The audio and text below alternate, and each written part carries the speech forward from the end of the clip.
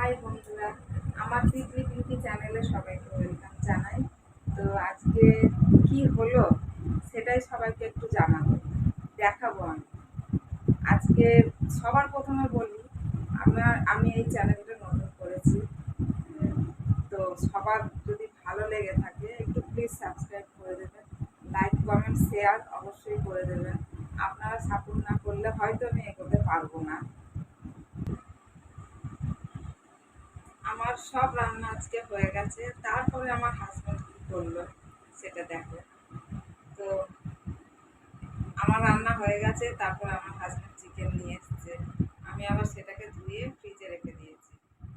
তো এই যে কড়াটা বসিয়ে দিয়েছি, তেল দিয়ে দিয়েছি, এর মধ্যে শুকনো লঙ্কা,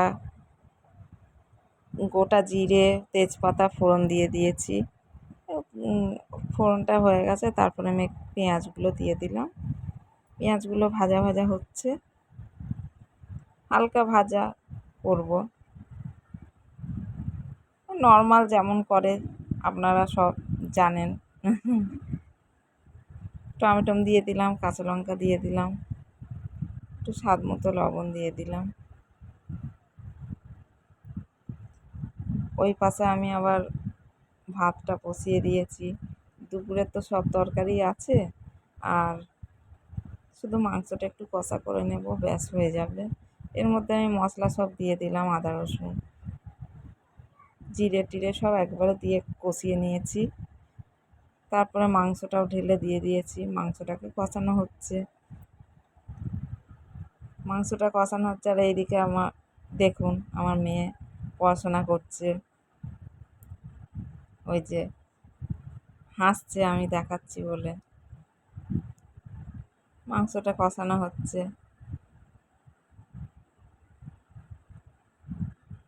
এই যে লেগ পিসটা আমার মেয়ে খুব পছন্দ করে, ওই জন্যে যখনই মাংস আনা হয় তখনই ওকে ওই লেগ পিস দিতে হয়। হয়েছে খুব সুন্দর। সো গাইস, তোমরা কিন্তু এই ভিডিওটা কেমন লেগেছে কমেন্টে লিখে জানাবে, আর আমাদের চ্যানেলটাকে কিন্তু সাবস্ক্রাইব করবে, লাইক কিন্তু অবশ্যই করবে, শেয়ারও করে দেবে।